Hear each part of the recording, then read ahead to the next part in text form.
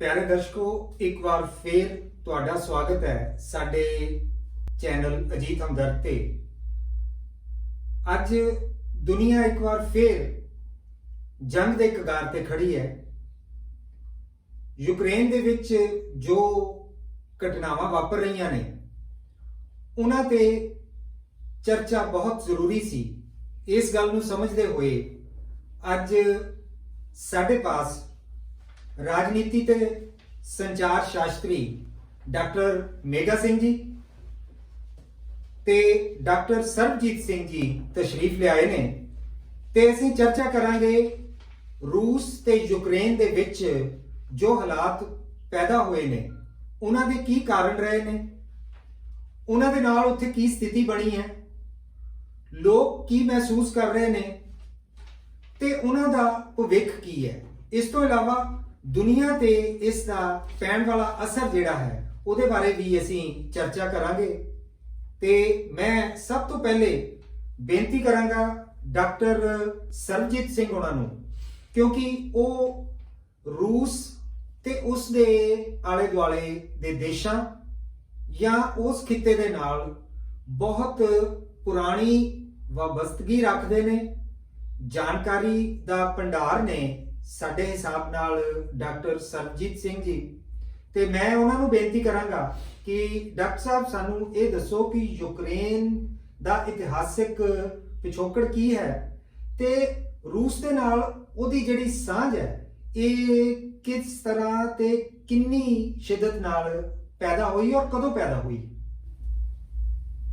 Ukraine का modern इतिहास था यह फस्ट वर्ल्ड वार तो बाद ही शुरू होंदा। इस तो पहलों तकरीबन 3-3.5 सदियां यह ਵੱਖ-ਵੱਖ राजियां दे उत्थे कब्जे च रहा। उन्होंने अंडर कुछ हिस्सा रूस के आजाद थले भी रहा, कुछ बाकी पोलैंड का जिहड़ा इलाका उहदे थले भी रहा। ते पहली संसार जंग तो बाद जदों जंग खत्म हुई तो उस तो बाद उत्थे दी हालत इदां पैदा हो गईयां, ਵੱਖ-ਵੱਖ शक्तियां उहदे विच उभरीआं, जिहदे विच फिर 22 दे विच जाके यह सोवियत संघ दे नाल 22 माने 1922 दे आज तो 100 साल पहले की गल कर रहे हो तुसीं। इन्हां दी बालशिक पार्टी जिहड़ी सी उत्थे वो मजबूत हो गई ते इन्हां ने रूस ने उत्थे यूएसएसआर का गठन करने की शुरुआत की, सोवियत संघ का गठन करने की कोशिश की। ਉਹਦੇ ਵਿੱਚ ਪਹਿਲੇ ਮੈਂਬਰਾਂ ਦੇ ਵਿੱਚ ਯੂਕਰੇਨ ਸ਼ਾਮਲ ਸੀਗਾ ਜਿਨ੍ਹਾਂ ਨੇ ਉੱਥੇ ਗਠਨ ਕੀਤਾ ਇਹਦਾ यूएसएसआर ਦਾ। ਤੇ ਜਿਹੜੇ ਰੂਸ ਦੇ ਵੱਡੇ ਨੇਤਾ ਸੀਗੇ ਉਹਨਾਂ ਦੇ ਕੀ ਬਿਆਨ ਸੀਗੇ ਯੂਕਰੇਨ ਬਾਰੇ ਤੇ ਯੂਕਰੇਨ ਨੂੰ ਉਹ ਕਿੰਨਾ ਕੁ ਆਪਣਾ ਨੇੜੇ ਸਮਝਦੇ ਸੀਗੇ ਔਰ ਉਹਦੀ ਇੰਪੋਰਟੈਂਸ ਨੂੰ ਕਿੰਨਾ ਕੁ ਧਿਆਨ ਦਿੰਦੇ ਸੀ। ਨਹੀਂ, ਯੂਕਰੇਨ ਦਾ ਇਲਾਕਾ ਜਿਹੜਾ ਆ ਇਹ ਰੂਸ ਲਈ ਬੜਾ ਇੰਪੋਰਟੈਂਟ ਰਿਹਾ ਆ। ਲੈਨਨ ਨੇ ਵੀ ਇਹਨੂੰ ਬਿਲਡ ਕਰਨ ਲਈ ਪਹਿਲੋਂ ਕੋਸ਼ਿਸ਼ਾਂ ਕੀਤੀਆਂ, ਫਿਰ ਸਟਾਲਨ ਨੇ ਤਾਂ ਇਹਨੂੰ ਬਹੁਤ ਜ਼ਿਆਦਾ ਬਿਲਡ ਕੀਤਾ। ਇੱਥੇ ਜਿਹੜਾ ਪ੍ਰਮੁੱਖ ਨੇਤਾ ਬਾਅਦ ਚ ਉੱਭਰਿਆ ਖਰੁਸ਼ਚੇਵ, ਉਹ ਵੀ ਇਸ ਇਲਾਕੇ ਦਾ ਹੀ ਸੀਗਾ। ਉਹਨੇ ਫਿਰ ਇਹਨੂੰ ਜ਼ਿਆਦਾ ਮੇਨ ਸੈਂਟਰ ਜਿਹੜਾ ਆਇਆ ਖਰੁਸ਼ਚੇਵ ਨੇ ਇਹਨੂੰ ਬਣਾਇਆ। ਇਹ ਉਸ ਵੇਲੇ ਸੋਵੀਅਤ ਸੰਘ ਤੋਂ ਦੇ ਵਿੱਚੋਂ ਇੱਕ ਪ੍ਰਮੁੱਖ, ਰੂਸ ਤੋਂ ਬਾਅਦ ਪ੍ਰਮੁੱਖ ਖਿੱਤੇ ਵਜੋਂ ਇਹ ਤੁਸੀਂ ਲੈਨਨ ਦੀ ਗੱਲ ਕੀਤੀ ਹੈ, ਮੈਨੂੰ ਯਾਦ ਆਉਂਦਾ ਹੈ ਕਿ ਸ਼ਾਇਦ ਉਹਨਾਂ ਨੇ ਇਹ ਕਿਹਾ ਸੀਗਾ ਕਿ ਯੂਕਰੇਨ ਰੂਸ ਦਾ ਸਿਰ ਹੈ ਤੇ ਉਹਨੂੰ ਆਪਣੇ ਨਾਲ ਬਣਾ ਕੇ ਰੱਖਣਾ ਰੂਸ ਵਾਸਤੇ ਬਹੁਤ ਇੰਪੋਰਟੈਂਟ ਹੈ। ਇਹ ਸ਼ਾਇਦ ਗੱਲ ਕੀਤੀ ਸੀ। ਲਾਜ਼ਮੀ ਤੌਰ ਤੇ ਜਦੋਂ 1922 ਦੇ ਵਿੱਚ ਇਹ ਸਾਰੇ ਇਕੱਠੇ ਹੋਏ ਤੇ ਉਦੋਂ ਉਦੋਂ ਇਹਨੂੰ ਮਹੱਤਵਪੂਰਨ ਜਿਹੜਾ ਅਲਾਈ ਮੰਨਿਆ ਗਿਆ, ਅੰਗ ਮਹੱਤਵਪੂਰਨ ਅੰਗ ਰਿਹਾ ਹੈ।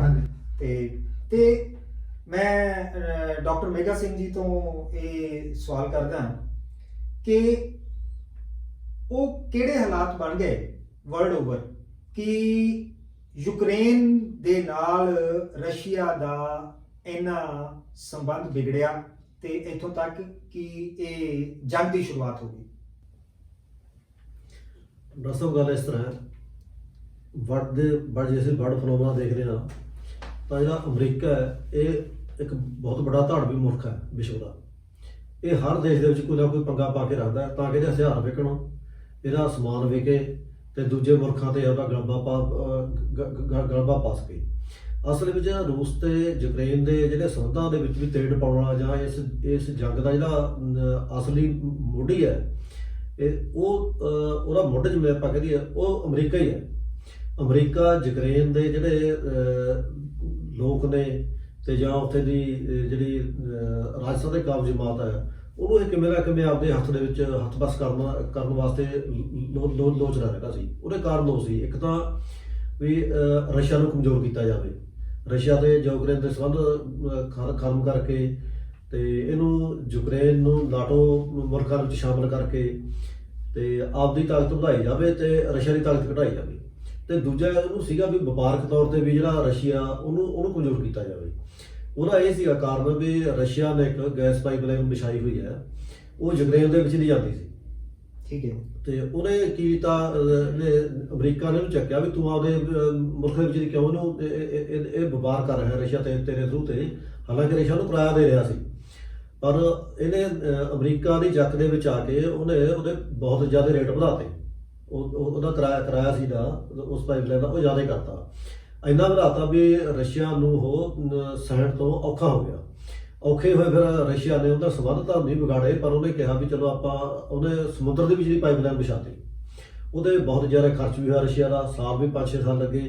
ਇੰਨੇ ਸਾਲਾਂ ਵਿੱਚ ਉਹਨੇ ਇੱਕ ਵੱਖਰੀ ਪਾਈਪਲਾਈਨ ਵਿਛਾ ਲਈ। ਪਰ ਇਸ ਦੇ ਬਾਵਜੂਦ ਵੀ ਜਿਹੜਾ ਇਹ ਹੈ ਨਾ ਅਮਰੀਕਾ ਆਵਾਜ਼ ਨਾ ਆਇਆ। ਅਮਰੀਕਾ ਨੇ ਫਿਰ ਉਹਨੂੰ ਜਿਹੜੇ ਉੱਥੇ ਦੇ ਰਾਜਨੀਤਿਕ ਲੋਕ ਸੀ ਉਹਨਾਂ ਨੂੰ ਚੱਕਣਾ ਸ਼ੁਰੂ ਕਰਤਾ ਤੇ ਹੌਲੀ ਹੌਲੀ ਹੁਣ ਇਹਨਾਂ ਨੇ ਤਜਵੀਜ਼ ਇਹ ਬਣਾ ਲਈ ਉੱਥੇ ਦੇ ਰਾਜਸਥਾਨ ਨਾਲ ਮਿਲ ਕੇ ਵੀ ਇਹਨੂੰ ਯੂਕਰੇਨ ਨੂੰ ਨਾਟੋ ਮੁਲਕਾਂ 'ਚ ਸ਼ਾਮਲ ਕਰ ਦਈਏ। ਇਹ ਤਾਜ਼ਾ ਘਟਨਾਕ੍ਰਮ ਹੈ। ਅਸਲ ਵਿੱਚ ਇਹ ਅਮਰੀਕਾ ਵੱਲੋਂ ਉੱਥੇ ਦੇ ਰਾਜਸਥਾਨ ਨਾਲ ਗੰਢ ਧੁੱਪ ਕਰਕੇ ਇਹਨੂੰ ਯੂਕਰੇਨ ਨੂੰ ਨਾਟੋ ਮੁਲਕਾਂ 'ਚ ਸ਼ਾਮਲ ਕਰਨ ਦੀ ਜਿਹੜੀ ਕੋਸ਼ਿਸ਼ ਹੈ ਉਸ ਦੇ ਸਿੱਟੇ ਵਜੋਂ ਹੋਇਆ, ਕਿਉਂਕਿ ਜੇ ਨਾਟੋ ਮੁਲਕਾਂ ਵਿੱਚ ਸ਼ਾਮਲ ਹੁੰਦਾ ਯੂਕਰੇਨ ਤਾਂ ਇੱਧਰ ਰਸ਼ੀਆ ਨੂੰ ਬਹੁਤ ਭਾਰੀ ਖਤਰਾ ਖੜਾ ਹੁੰਦਾ ਹੈ, ਕਿਉਂਕਿ ਇਹਦੇ ਰਸ਼ੀਆ ਤੇ ਯੂਕਰੇਨ ਦੀ ਤਕਰੀਬਨ 2300 ਕਿਲੋਮੀਟਰ ਦੀ ਸਰਹੱਦ ਨਾਲ ਲੱਗਦੀ ਹੈ ਤੇ ਨਾਟੋ ਫੌਜਾਂ ਕਦੋਂ ਵੀ ਫਿਰ ਯੂਕਰੇਨ ਦੇ ਰਾਹੀਂ ਰਸ਼ੀਆ ਤੇ ਹਮਲਾ ਕਰ ਸਕਦੀਆਂ ਨੇ ਤੇ ਰਸ਼ੀਆ ਦੀ ਫੌਜੀ ਸ਼ਕਤੀ, ਪੋਲੀਟੀਕਲ ਸ਼ਕਤੀ ਸਾਰੀ ਨੂੰ ਉਹ ਤਹਿਸ-ਨਹਿਸ ਕਰ ਸਕਦੀਆਂ ਨੇ। ਇਸ ਸੰਭਾਵਨਾ ਦੇ ਡਰੋਂ, ਕਿਉਂਕਿ ਰਸ਼ੀਆ ਕਾਫੀ ਲੰਬੇ ਸਮੇਂ ਤੋਂ ਯੂਕਰੇਨ ਨਾਲ ਗੱਲਬਾਤ ਕਰਦਾ ਰਹੇ ਇਹਨਾਂ ਵਿਸ਼ਿਆਂ ਤੇ ਵੀ ਤੁਸੀਂ ਇਸ ਤਰ੍ਹਾਂ ਦਾ ਜਿਹੜਾ ਬਤਾਓ ਹੈ ਇਹ ਨਾ ਕਰੋ। ਪਰ ਕਿਉਂਕਿ ਯੂਕਰੇਨ ਦੇ ਜਿਹੜੇ ਰਾਜਸਥਾਨ ਦੇ ਕਾਬਜ਼ ਲੋਕ ਨੇ ਉਹ ਅਮਰੀਕਾ ਦੇ ਚੱਕੇ ਹੋਏ ਸੀ ਜਾਂ ਅਮਰੀਕਾ ਦੇ ਉਹਨਾਂ ਦੇ ਵਿੱਚ ਘੁਸਪੈਠ ਸੀ ਤੇ ਉਹ ਇਹਨਾਂ ਗੱਲਾਂ ਤੋਂ ਬਾਜ਼ ਨਹੀਂ ਆਇਆ। ਤੇ ਅਖੀਰ ਨੂੰ ਜਦੋਂ ਹੁਣ ਉਹ ਨਾਟੋ ਮੁਲਕਾਂ ਨਾਲ ਦੇ ਵਿੱਚ ਸ਼ਾਮਲ ਹੋਣ ਦੀ ਸੰਧੀ ਨੇੜੇ ਹੋਣ ਲੱਗੀ ਸੀ ਤਾਂ ਫਿਰ ਦੁਖੀ ਹੋਏ ਰੂਸ ਨੂੰ ਇਹ ਅੱਗ ਚੱਬਣਾ ਹੀ ਪਿਆ, ਕਿਉਂਕਿ ਇਹ ਤੋਂ ਜੇ ਉਹ ਨਾ ਕਰਦਾ ਤਾਂ ਇਹਨਾਂ ਨੇ ਬੜੀ ਜਲਦੀ ਯੂਕਰੇਨ ਨੂੰ ਨਾਟੋ ਮੁਲਕਾਂ ਵਿੱਚ ਸ਼ਾਮਲ ਕਰ ਦੇਣਾ ਸੀ ਤੇ ਉਹਦੇ ਨਾਲ ਜਿਹੜਾ ਰੂਸ ਦਾ ਜਿਹੜਾ ਸਾਰਾ ਰਾਜਨੀਤੀ ਹੈ ਤੇ ਬਿਜ਼ਨਸ ਹੈ, ਮਤਲਬ ਹਰ ਪਾਸਿਓਂ ਰੂਸ ਨੇ ਪ੍ਰਭਾਵਿਤ ਹੋਣਾ ਸੀ। ਇਸ ਇਸੇ ਕਾਰਨ ਕਰਕੇ ਜਿਹੜਾ ਰੂਸ ਨੂੰ ਯੂਕਰੇਨ ਤੇ ਹਮਲਾ ਕਰਨਾ ਪਿਆ। ਡਾਕਟਰ ਸਾਹਿਬ, ਜੇ ਬਿਲਕੁਲ ਸਧਾਰਨ ਭਾਸ਼ਾ ਦੇ ਵਿੱਚ ਗੱਲ ਕੀਤੀ ਜਾਏ ਤੇ ਤੁਹਾਡੇ ਵਿਚਾਰ ਦੇ ਨਾਲ ਸਿਆਪੇ ਦੀ ਜੜ ਜਿਹੜਾ ਹੈ ਉਹ ਅਮਰੀਕਾ ਜੀ, ਬਿਲਕੁਲ ਕੱਲੇ ਰੂਸ ਤੇ ਯੂਕਰੇਨ ਦੇ ਜੰਗ ਦੇ ਵਿੱਚ ਨਹੀਂ, ਮੈਂ ਕਹਿੰਦਾ ਵਰਲਡ ਦੇ ਵਿੱਚ ਜਿੰਨੀਆਂ ਵੀ ਜੰਗਾਂ ਹੋ ਰਹੀਆਂ ਨੇ ਹਰ ਦੇ ਵਿੱਚ ਜਿਹੜੇ ਸਿਆਪੇ ਦੀ ਜੜ ਹੈ ਉਹ ਅਮਰੀਕਾ ਹੈ। ਇਹ ਬਿਲਕੁਲ ਉਹੀ ਗੱਲ ਹੋ ਗਈ ਕਿ ਦੋ ਗੁਆਂਢੀਆਂ ਦੀ ਜੇ ਲੜਾਈ ਹੈ ਤਾਂ ਤੀਜੇ ਮਹੱਲੇ ਤੋਂ ਕੋਈ ਬੰਦਾ ਉੱਠ ਕੇ ਇੱਕ ਗੁਆਂਢੀ ਨੂੰ ਸਪੋਰਟ ਕਰ ਰਿਹਾ ਹੈ ਤੇ ਉਹ ਉਹਨਾਂ ਦਾ ਜਿਹੜਾ ਆਪਸੀ ਲੜਾਈ ਹੈਗੀ ਹੈ, ਕਨਫਲਿਕਟ ਹੈ, ਉਹਨੂੰ ਹੋਰ ਵਧਾ ਰਿਹਾ ਹੈ। ਬਿਲਕੁਲ ਜੀ, ਬਿਲਕੁਲ। ਦੇਖੋ ਇਸ ਗੱਲ 'ਚ ਕੋਈ ਸ਼ੱਕ ਨਹੀਂ, ਅਮਰੀਕਾ ਸਰਮਾਏਦਾਰ ਕੰਟਰੀ ਹੈ, ਉਹਨਾਂ ਦਾ ਤੇ ਦੂਜਾ ਵੱਡਾ ਬਿਜ਼ਨਸਮੈਨ ਹੈ, ਉਹਦਾ ਕੰਮ ਹਥਿਆਰ ਵੇਚਣੇ। ਉਹ ਕਹਿੰਦੇ ਦੋ ਮੁਲਕ ਲੜਨ, ਜਿਹੜੇ ਮਰਜ਼ੀ ਮੁਲਕ ਲੜਨ, ਆਪਾਂ ਤਾਂ ਹਥਿਆਰ ਵੇਚਣੇ ਨੇ।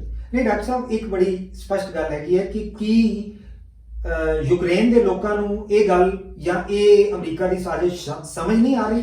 ਨਹੀਂ, ਯੂਕਰੇਨ ਦੇ ਲੋਕਾਂ ਨੂੰ ਤਾਂ ਬਹੁ ਗਿਣਤੀ ਲੋਕਾਂ ਨੂੰ ਇਸ ਗੱਲ ਦੀ ਸਮਝ ਸੀਗੀ ਤੇ ਉੱਥੇ ਇਸ ਵੇਲੇ ਪ੍ਰੋਟੈਸਟ ਵੀ ਹੁੰਦੇ ਰਹੇ ਨੇ ਇਹਨਾਂ ਗੱਲਾਂ ਦੇ ਬਾਰੇ।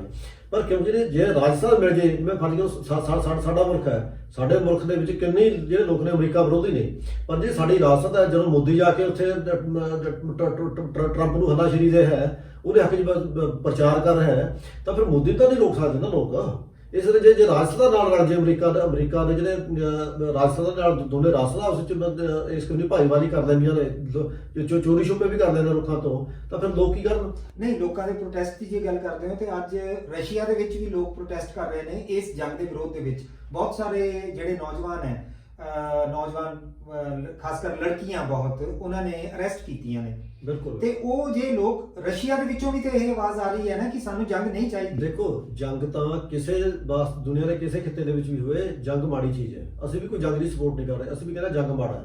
ਜੰਗ ਕਿਤੇ ਵੀ ਹੋਵੇ, ਵਿਸ਼ਵ ਦੇ ਕਿਸੇ ਹਿੱਸੇ ਦੇ ਵਿੱਚ ਵੀ ਜੰਗ ਹੋਵੇ, ਉਹ ਮਾੜਾ ਹੈ। ਆਮ ਸਧਾਰਨ ਲੋਕਾਂ ਵਾਸਤੇ ਜ਼ਿਆਦਾ ਮਾੜਾ ਹੈ, ਕਿਉਂਕਿ ਸਧਾਰਨ ਲੋਕਾਂ ਦੀ ਰੋਜੀ ਰੋਟੀ ਉਹਦੇ ਨਾਲ ਪ੍ਰਭਾਵਿਤ ਹੁੰਦੀ ਹੈ। ਸਧਾਰਨ ਲੋਕਾਂ ਦਾ ਜੀਵਨ, ਸੱਭਿਆਚਾਰ, ਸਾਰਾ ਕੁਝ ਉਹਦੇ ਨਾਲ ਪ੍ਰਭਾਵਿਤ ਹੁੰਦਾ ਹੈ। ਜੰਗ ਹਮੇਸ਼ਾ ਮਾੜਾ ਹੈ, ਹਮੇਸ਼ਾ ਗੱਲਬਾਤ ਦੇ ਰਸਤੇ ਚੰਗੇ ਹੁੰਦੇ ਨੇ। ਕਦੇ ਵੀ ਕਿਸੇ ਵੀ ਮੁਲਕ ਨੂੰ ਕਿਸੇ ਉਸਦੇ ਮੁਲਕ ਤੇ ਹਮਲਾ ਨਹੀਂ ਕਰਨਾ ਚਾਹੀਦਾ। ਇਸ ਗੱਲ ਦਾ ਅਸੀਂ ਹੁਣ ਵੀ ਧਾਰਨੀ ਹਾਂ। ਪਰ ਜਦੋਂ ਰਾਜਨੀਤਿਕ ਹਾਲਤਾਂ ਕਿਸੇ ਵੀ ਮੁਲਕ ਦੀਆਂ ਉਹਦੀ ਰਾਜਨੀਤੀ ਨੂੰ ਪ੍ਰਭਾਵਿਤ ਕਰਦੀਆਂ ਨੇ ਕਿਸੇ ਹੋਰ ਮੁਲਕ ਦੀਆਂ, ਤਾਂ ਫਿਰ ਉਹਨੂੰ ਇਹਦੇ ਵਿੱਚ ਪਹਿਲਾਂ ਗੱਲਬਾਤ ਦਾ ਇਹ ਨਹੀਂ ਹੈ ਵੀ ਗੱਲਬਾਤ ਦਾ ਕੋਈ ਜ਼ਰੀਆ ਹੁੰਦਾ ਨਹੀਂ। ਗੱਲਬਾਤ ਦਾ ਜ਼ਰੀਆ ਕੀਤਾ ਜਾਂਦਾ, ਹਮੇਸ਼ਾ ਕੀਤਾ ਜਾਂਦਾ ਹੈ। ਪਰ ਜਦੋਂ ਪਾਣੀ ਸਿਰ ਤੋਂ ਲੰਘਦਾ ਹੈ ਤਾਂ ਫਿਰ ਲੜਾਈ ਕੋਈ ਇੱਕ ਹਥਿਆਰ ਦੇ ਜਾਂਦੀ ਹੈ। ਤੇ ਹੁਣ ਜਿਹੜੀ ਸਥਿਤੀ ਬਣ ਗਈ ਹੈ, ਇਹ ਬੜੀ ਗਰਮ ਸਥਿਤੀ ਹੈ। ਇਹਦੇ ਵਿੱਚ ਕੀ ਭਾਰਤ ਕੋਈ ਆਪਣੀ ਭੂਮਿਕਾ ਨਿਭਾ ਸਕਦਾ ਹੈ, ਜਾਂ ਭਾਰਤ ਦੀ ਕੀ ਆਉਣ ਵਾਲੇ ਸਮੇਂ ਦੇ ਵਿੱਚ ਭੂਮਿਕਾ ਰਹੇਗੀ?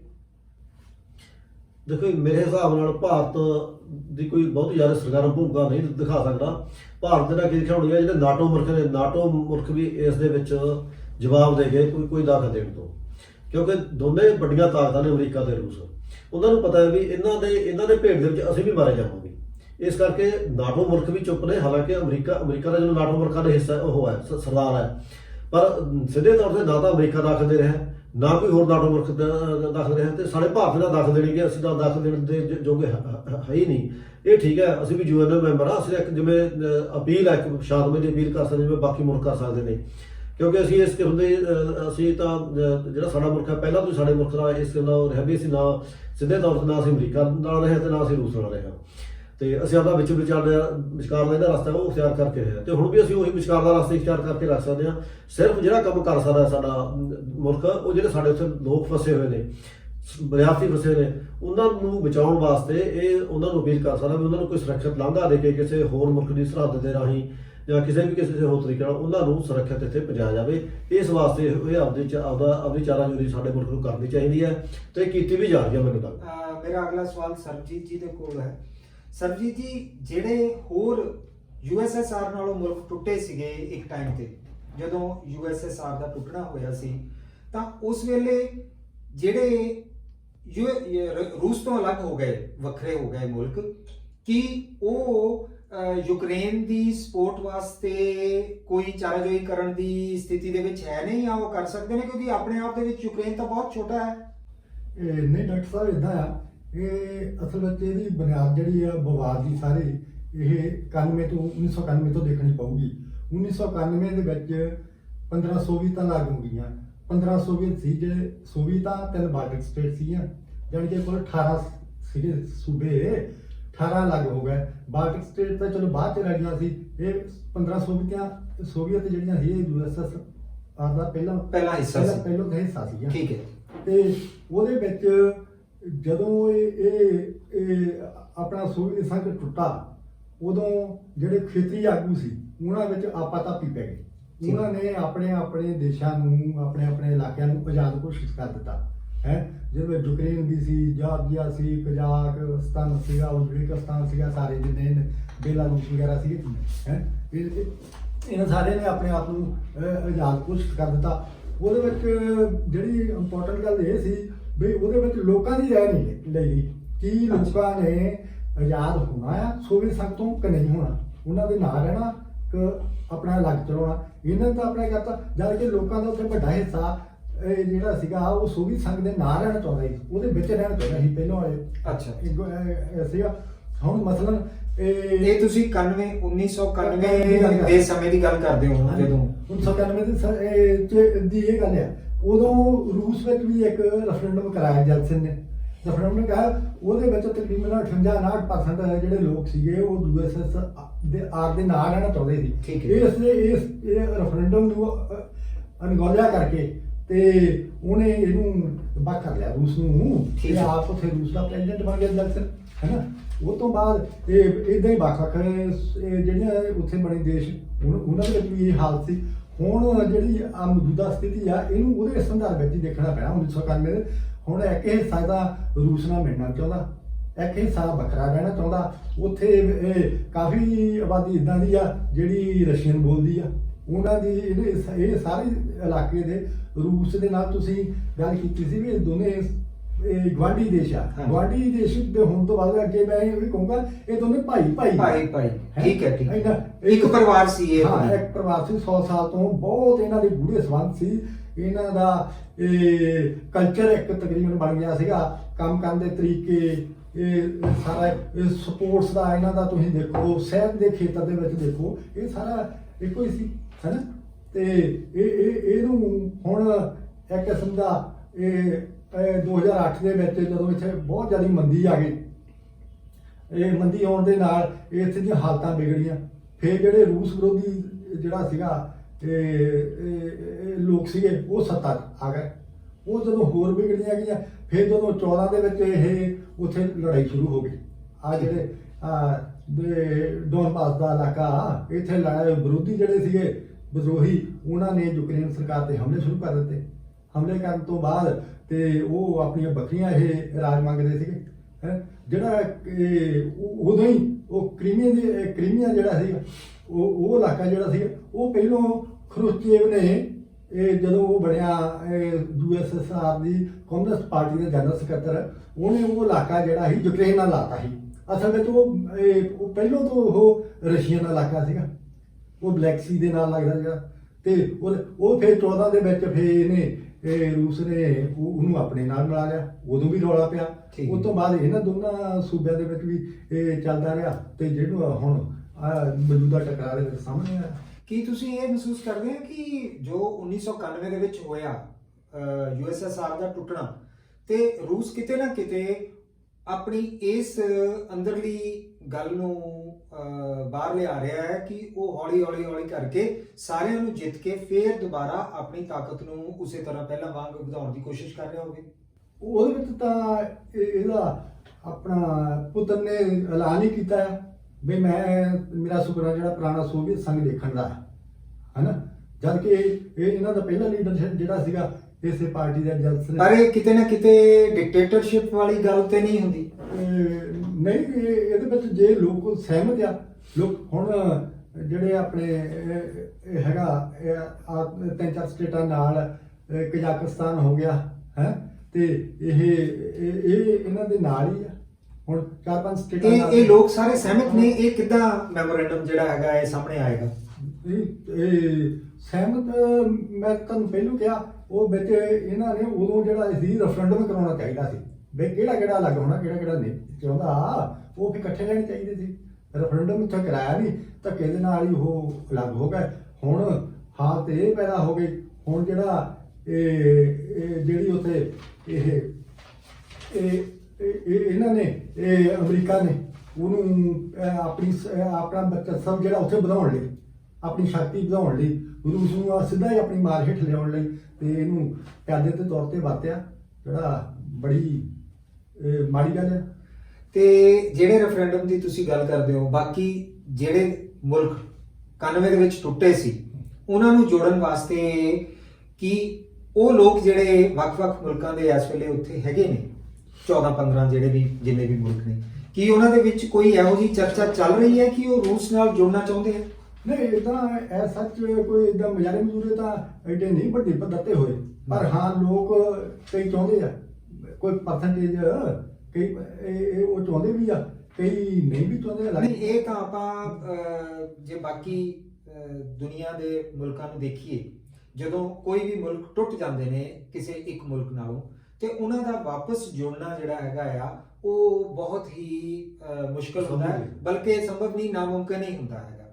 ਤੇ ਇਹ ਇੱਕ ਉਪਰੀ ਜਿਹੀ ਗੱਲ ਲੱਗਦੀ ਹੈਗੀ ਕਿ ਉੱਥੇ ਦੇ ਲੋਕ ਚਾਹੁੰਦੇ ਆ, ਨਾ ਹੀ ਇਹ ਜਾਣਕਾਰੀ ਇਕੱਤਰ ਕੀਤੀ ਜਾ ਸਕਦੀ ਹੈ, ਨਾ ਹੀ ਉਹਦੀ ਕੋਈ ਕੈਲਕੂਲੇਸ਼ਨ ਕੀਤੀ ਜਾ ਸਕਦੀ ਹੈ ਕਿ ਉਹਨਾਂ ਨੂੰ ਵਾਪਸ ਉਹਦੇ ਵਿੱਚ ਸ਼ਾਮਿਲ ਕਰਤਾ ਜਾਏ। ਹਾਂ, ਦੂਸਰੇ ਪਾਸੇ ਉਹਨਾਂ ਨੂੰ ਜਿੱਤਿਆ ਜ਼ਰੂਰ ਜਾ ਸਕਦਾ ਹੈ ਤੇ ਜਿੱਤਣ ਵਾਸਤੇ ਜੰਗ ਲੜਨੀ ਪੈਂਦੀ ਹੈ, ਤੇ ਜੰਗ ਜਿਹੜੀ ਹੈਗੀ ਹੈ ਉਹ ਹਮੇਸ਼ਾ ਤਬਾਹਕੁਨ ਹੁੰਦੀ ਹੈ, ਤੇ ਉਹਦੇ ਵਿੱਚ ਦੋ ਧਿਰਾਂ ਵਿਸ਼ਵ ਦੇ ਵਿੱਚ ਕਿਤੇ ਨਾ ਕਿਤੇ ਕੁਝ ਫੋਰਸਿਸ ਜਿਹੜੀਆਂ ਇਕੱਠੀਆਂ ਹੋ ਕੇ ਉਸ ਜੰਗ ਨੂੰ ਰੋਕਣ ਦੀ ਜਾਂ ਉਸ ਜੰਗ ਦੇ ਵਿਰੋਧ ਜੰਗ ਲੜਨ ਦੀ ਸਥਿਤੀ ਦੇ ਵਿੱਚ ਆਉਣੀ ਹੈ। ਤੇ ਇਹ ਸਾਰਾ ਕੁਝ ਜਿਹੜਾ ਹੈਗਾ ਆ ਇਹ ਵਿਸਫੋਟਕ ਹੀ ਹੁੰਦਾ ਆ ਦੁਨੀਆ ਵਾਸਤੇ। ਤੇ ਇਹ ਮੈਨੂੰ ਨਹੀਂ ਲੱਗਦਾ ਕਿ ਪੁਤਿਨ ਦੀ ਕੋਈ ਵੀ ਇਸ ਤਰ੍ਹਾਂ ਦੀ ਸੋਚ ਕਿ ਉਹ ਪੁਰਾਣਾ ਆਪਣਾ USSR ਜਿਹੜਾ ਉਹਨੂੰ ਉਹ ਦੇਖਣਾ ਚਾਹੁੰਦਾ ਹੈ ਇੱਕ ਵਾਰੀ ਮੁੜ ਕੇ। ਇਹੋ ਜਿਹੀ ਕੋਈ ਵੀ ਉਹਦੇ ਜੀਵਨ ਦੇ ਵਿੱਚ ਜਾਂ ਅਗਲੇ ਆਉਣ ਵਾਲੇ ਸਮੇਂ ਦੇ ਵਿੱਚ ਪੂਰੀ ਹੋਣ ਵਾਲੀ ਗੱਲ ਹੋਏਗੀ ਨਹੀਂ, ਬਿਲਕੁਲ ਉਦਾਂ ਦਾ ਰੂਪ ਤਾਂ ਕਦੀ ਵੀ ਨਹੀਂ ਕਿਸੇ ਵੀ ਚੀਜ਼ ਦਾ ਬਣ ਸਕਦਾ। ਹਾਂ, ਕੋਈ ਨਵੇਂ ਰੂਪ ਦੇ ਵਿੱਚ ਕੋਈ ਗੱਲ ਸਾਹਮਣੇ ਆ ਜਾਏ ਤੇ ਉਹ ਵੱਖਰੀ ਗੱਲ ਆ। ਤੇ ਬਾਕੀ ਇਹਦੇ ਸਾਰੇ ਘਟਨਾਕ੍ਰਮ ਦੇ ਵਿੱਚ ਜਿਹੜਾ ਅਮਰੀਕਾ ਦਾ ਰੋਲ ਜਿਹੜਾ ਆ ਉਹ ਬੜਾ ਤਬਾਹਕੁਨ ਰਿਹਾ, ਮੰਦਭਾਗਾ ਰਿਹਾ। ਉਹਦਾ ਹੁਣ ਮੰਨ ਲਓ 91 ਚ ਸੋਵੀਅਤ ਸੰਘ ਡਿੱਗ ਪੈਂਦਾ, ਉਹਨਾਂ ਨੇ ਉਦੋਂ ਐਲਾਨ ਕੀਤਾ ਸੀ ਵੀ ਪੂਰਬ ਵੱਲ ਨੂੰ 1 ਵੀ ਇੰਚ ਜਿਹੜੀ ਆ ਉਹ ਨਾਟੋ ਨੂੰ ਵਧਾਇਆ ਨਹੀਂ ਜਾਊਗਾ। ਉਸ ਦੇ ਬਾਵਜੂਦ ਵੀ 3 ਬਾਲਟਿਕ ਸਟੇਟ ਨਾਟੋ ਦੇ ਬਣ ਗਏ, ਪੋਲੈਂਡ ਨਾਟੋ ਨਾਲ ਰਲ ਗਿਆ, ਰੋਮਾਨੀਆ ਰਲ ਗਿਆ, ਬੁਲਗਾਰੀਆ ਰਲ ਗਿਆ, ਇਹ ਸਾਰੇ ਨਾਟੋ ਦੇ ਹਿੱਸਾ ਬਣ ਗਏ। ਤੇ ਹੁਣ ਫਿਰ ਉਹਨਾਂ ਗੱਲਾਂ ਨੂੰ ਉਲਟਾ ਕੇ ਫਿਰ ਯੂਕਰੇਨ ਨੂੰ ਬਣਾ ਰਿਹਾ ਹੈ। ਐਕਚੁਅਲੀ ਯੂਕਰੇਨ ਨੂੰ ਤਾਂ ਇਹਨਾਂ ਨੇ ਮੋਹਰਾ ਬਣਾਇਆ। ਇਹ ਪਿਆਰੇ ਦਰਸ਼ਕੋ, ਇਹ ਗੱਲ ਬਹੁਤ ਗੌਰ ਦੇਣ ਵਾਲੀ ਹੈ ਕਿ ਯੂਕਰੇਨ ਨੂੰ ਮੋਹਰਾ ਬਣਾਇਆ ਗਿਆ ਹੈ ਤੇ ਮੋਹਰਾ ਬਣਾਉਣ ਵਾਲਾ ਅਮਰੀਕਾ ਹੈ। ਇਹ ਡਾਕਟਰ ਸਰਬਜੀਤ ਹੋਣਾ ਨੇ ਜਿਹੜੀ ਗੱਲ ਕਹੀ ਹੈ ਇਹ ਬੜੀ ਕਹਿੰਦੇ ਹੁੰਦੇ ਆ ਨਾ ਪਤੇ ਦੀ ਗੱਲ ਹੈ ਕਿ ਯੂਕਰੇਨ ਨੂੰ ਮੋਹਰਾ ਬਣਾਇਆ ਗਿਆ। ਡਾਕਟਰ ਜੀ ਇਹਦੀ ਆਪਣੀ ਧੌਣ ਤੇ ਰੱਖ ਕੇ ਉਹ ਆਪਣੀ ਜਿਹੜੇ ਨਿਸ਼ਾਨੇ ਸਾਧ ਲਿਆ।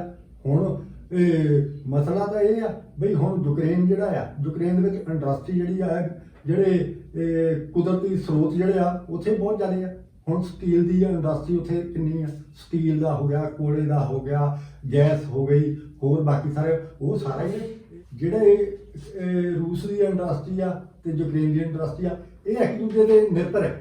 ਅੱਛਾ, ਓਕੇ, ਹੈ ਨਾ। ਉਹ ਇੱਕ ਦੂਜੇ ਦੇ ਨਿਰਭਰ ਹੈ। ਇਹ ਉਸ ਸਾਰੀ ਚੀਜ਼ ਨੂੰ ਵੱਖਰਾ ਕਰਨਾ ਚਾਹੁੰਦਾ। ਮੇਰਾ ਅਗਲਾ ਸਵਾਲ ਡਾਕਟਰ ਮੇਘਾ ਸਿੰਘ ਜੀ ਨੂੰ ਕਿ ਡਾਕਟਰ ਸਾਹਿਬ ਜੇ ਇਹ ਲੜਾਈ ਹੋਰ ਲੰਮਾ ਸਮਾਂ ਚੱਲਦੀ ਹੈ ਤੇ ਆਰਥਿਕ ਹਾਲਾਤ ਜਿਹੜੇ ਹੈਗੇ ਆ ਉਹ ਵਿਸ਼ਵ ਦੇ ਕਿਹੋ ਜਿਹੇ ਹੋਣਗੇ? ਲੜਾਈ ਕੋਈ ਵੀ ਹੋਵੇ, ਕਿਸੇ ਵੀ ਮੁਲਕ 'ਚ ਹੋਵੇ, ਉਹਦਾ ਅਸਰ ਦੁਨੀਆ ਦੇ ਸਾਰੇ ਮੁਲਕਾਂ 'ਤੇ ਪੈਂਦਾ ਹੈ। ਕਿਉਂਕਿ ਜਿਹੜਾ ਸਾਰਾ ਸੰਸਾਰ ਹੈ ਨਾ, ਇਹਨੂੰ ਕਹਿੰਦੇ ਇੱਕ ਗਲੋਬਲ ਪਿੰਡ ਬਣ ਗਿਆ। ਸਾਰੇ ਮੁਲਕ ਇੱਕ ਦੂਜੇ ਤੇ ਨਿਰਭਰ ਨੇ। ਕੋਈ ਵੀ ਇਸ ਤਰ੍ਹਾਂ ਨਹੀਂ ਹੈਗਾ ਵੀ ਕੋਈ ਇੰਡੀਪੈਂਡੈਂਟ ਤੌਰ ਤੇ ਕੋਈ ਜਿਹੜਾ ਮੁਲਕ ਹੈ ਉਹ ਇਕੱਲਾ ਆਪਣੇ ਆਪ ਹੀ ਸਾਰ ਦੇਵੇ। ਚਾਹੇ ਅਮਰੀਕਾ ਹੈ, ਚਾਹੇ ਰੂਸ ਹੈ, ਦੋਨੇ ਵੱਡੀਆਂ ਤਾਕਤਾਂ ਨੂੰ ਵੀ ਦੂਜੇ ਮੁਲਕਾਂ ਨਾਲ ਵਪਾਰ ਕਰਨ ਜਾਂ ਉਹਨਾਂ ਤੇ ਕਿਸੇ ਨਾ ਕਿਸੇ ਤਰੀਕੇ ਨਾਲ ਨਿਰਭਰ ਰਹਿਣਾ ਪੈ ਰਿਹਾ। ਕਿਉਂਕਿ ਸੰਸਾਰ ਦੇ ਜਿਹੜੀ ਜਿਉਂ-ਜਿਉਂ ਵਿਕਾਸ ਹੋ ਜਾਂਦਾ, ਇਸ ਵਿਕਾਸ ਦੇ ਜਿਹੜਾ ਘਟਨਾਕ੍ਰਮ ਹੈ ਨਾ, ਇਹਦੇ 'ਚ ਸਾਰੇ ਮੁਲਕ ਇੱਕ ਦੂਜੇ ਨਿਰਭਰ ਨੇ, ਚਾਹੇ ਕੋਈ ਵੱਡਾ ਮੁਲਕ ਹੈ ਤੇ ਚਾਹੇ ਕੋਈ ਛੋਟਾ ਮੁਲਕ ਹੈ। ਇਸ ਕਰਕੇ ਲਾਜ਼ਮੀ ਗੱਲ ਹੈ ਜੇ ਜੰਗ ਹੁੰਦੀ ਹੈ ਤਾਂ ਜੰਗ ਦਾ ਅਸਰ ਸਾਰਿਆਂ 'ਤੇ ਹੀ ਪੈਣਾ ਤੇ ਕਿਸੇ ਤੇ, ਚਾਹੇ ਕੋਈ ਛੋਟਾ ਮੁਲਕ ਹੈ ਚਾਹੇ ਵੱਡਾ ਮੁਲਕ ਹੈ। ਜਿਹੜਾ ਛੋਟਾ ਮੁਲਕ ਉਹ ਤੇ ਘੱਟ ਪਏਗਾ, ਜਿਹੜਾ ਵੱਡਾ ਮੁਲਕ ਉਹ ਤੇ ਉਨੇ ਜ਼ਿਆਦਾ ਪਵੇਗਾ। ਫਰਜ਼ ਕਰੋ ਜੇ ਅਮਰੀਕਾ ਚਾਹੁੰਦਾ ਤਾਂ ਸਭ ਬਹੁਤ ਕੁਛ ਹੋਣਾ ਹੈ, ਉਹਦੇ ਕੁਦਰਤੀ ਸਰੋਤਾਂ ਨੇ ਵੀ ਕਬਜ਼ਾ ਕਰਨਾ ਚਾਹੁੰਦਾ ਹੈ, ਉਹਨੂੰ ਕਮਜ਼ੋਰ ਵੀ ਕਰਨਾ ਚਾਹੁੰਦਾ ਰਸ਼ੀਆ ਨੂੰ, ਤੇ ਉਹਦੇ ਰਾਜਨੀਤਿਕ ਅਨਸਟੇਬਿਲਿਟੀ ਪੈਦਾ ਕਰਨਾ ਚਾਹੁੰਦਾ ਉੱਥੇ। ਪਰ ਜੇ ਇਹਦਾ ਨੁਕਸਾਨ ਵੀ ਸਭ ਤੋਂ ਵੱਧ ਅਮਰੀਕਾ ਨੂੰ ਵੀ ਸਹਿਣਾ ਪਊਗਾ। ਉਹ ਇੱਕ ਤਾਂ ਵਰਲਡ ਲੈਵਲ ਤੇ ਉਹਦੀ ਭੰਡੀ ਹੋ ਰਹੀ ਹੈ ਇਸ ਵੇਲੇ ਅਮਰੀਕਾ ਦੀ ਵਰਲਡ ਲੈਵਲ ਤੇ ਭੰਡੀ ਹੋ ਰਹੀ ਹੈ ਵੀ ਉਹਨੂੰ ਸਾਰੇ ਮੁਲਕ ਦੇ ਸਾਰੇ ਵਿਸ਼ਵ ਦੇ ਜਿਹੜੇ ਚੰਗੇ ਲੋਕ ਨੇ ਉਹਨਾਂ ਨੂੰ ਸਾਰਿਆਂ ਨੂੰ ਪਤਾ ਹੈ ਵੀ ਸਿਆਸਤੀ ਜੜ ਤਾਂ ਅਮਰੀਕਾ ਹੈ। ਕਿਉਂਕਿ ਅਮਰੀਕਾ ਦੇਖੋ, ਜਿਵੇਂ ਡਾਕਟਰ ਸਾਹਿਬ ਵੀ ਇਸ ਤਰ੍ਹਾਂ ਗੱਲ ਕਹੀ ਹੈ ਵੀ ਜਦੋਂ ਸੋਵੀਅਤ ਸੰਘ ਟੁੱਟਿਆ ਉਸ ਵੇਲੇ ਵੀ ਜਦੋਂ ਅਮਰੀਕਾ ਨੇ ਇਹ ਵਾਅਦਾ ਕੀਤਾ ਸੀ ਵੀ ਜਿਹੜੇ ਇਹ ਮੁਲਕ ਟੁੱਟਣਗੇ ਇਹਨਾਂ 'ਚੋਂ ਕੋਈ ਵੀ ਨਾਟੋ ਦਾ ਮੈਂਬਰ ਨਹੀਂ ਬਣਾਇਆ ਜਾਵੇ, ਪਰ ਹੌਲੀ ਹੌਲੀ ਮੈਂਬਰ ਬਣਾ ਲਏ, 4-5 ਮੁਲਕ ਬਣਾ ਲਏ, ਬਾਕੀ ਨੂੰ ਬਣਾਉਣ ਦੀ ਤਿਆਰੀ ਕਰ ਰਿਹਾ। ਪਰ ਇਸ ਤਰ੍ਹਾਂ ਜਿਹੜਾ ਅਮਰੀਕਾ ਇਹ ਜਿਹੜੇ ਅਸਰ ਨੇ ਨਾ ਇਹਨਾਂ ਦੇ ਕਿ ਉਹਦੇ ਨਾਟੋ ਦੇ ਮੈਂਬਰ ਬਣਾਉਣ ਦਾ ਕੀ ਮਤਲਬ ਹੈ? ਇਹੀ ਮਤਲਬ ਹੈ। ਵਿੱਚ ਇੱਕ ਇੰਪੋਰਟੈਂਟ ਗੱਲ ਇਹ ਵੀ ਆ, ਜੋ ਸੋਵੀਅਤ ਸੰਘ ਡਿੱਗਿਆ ਉਹ ਬਾਦਸ਼ਾਹ ਸੀ ਉਹਨਾਂ ਦਾ, ਉਹ ਬਾਦਸ਼ਾਹ ਖਤਮ ਹੋ ਗਿਆ। ਉਹ ਤੋਂ ਬਾਅਦ ਜਦੋਂ ਸੱਤਾ ਹੀ ਇੱਕ ਥਾਂ ਕੇਂਦਰਿਤ ਹੋ ਗਈ, ਉਹਦਾ ਤਾਂ ਮਤਲਬ ਹੀ ਨਹੀਂ ਨਾਟੋ ਦਾ। ਸਾਰੇ ਸਮਝਦੇ ਉਸ ਨਾਟੋ ਨੂੰ ਵੀ ਖਤਮ ਕਰਨਾ ਚਾਹੀਦਾ ਹੈ। ਦੇਖੋ ਸਾਰੇ ਮੁਲਕਾਂ ਨੂੰ ਦੇਖੋ, ਤੁਸੀਂ ਪਹਿਲਾਂ ਆਪਾਂ ਗੱਲ ਕੀਤੀ ਸੀ ਵੀ ਜਿਹੜੀ ਹੈ ਰਸ਼ੀਆ ਦੀ ਨਾ ਵੀ ਪਸਾਰਵਾਦੀ ਨੀਤੀ ਵੀ ਕਹੀ ਜਾ ਸਕਦੀ ਹੈ। ਜੇ ਉੱਥੇ ਕਬਜ਼ਾ ਕਰਨਾ ਚਾਹੁੰਦੇ, ਜਿਵੇਂ ਪੁਤਿਨ ਕਹਿੰਦਾ ਵੀ ਮੇਰਾ ਸੁਪਨਾ ਹੈ ਵੀ ਸਾਰੇ ਜਿਹੜਾ ਪੁਰਾਣਾ ਰਸ਼ੀਆ ਇਕੱਠਾ ਹੋਵੇ।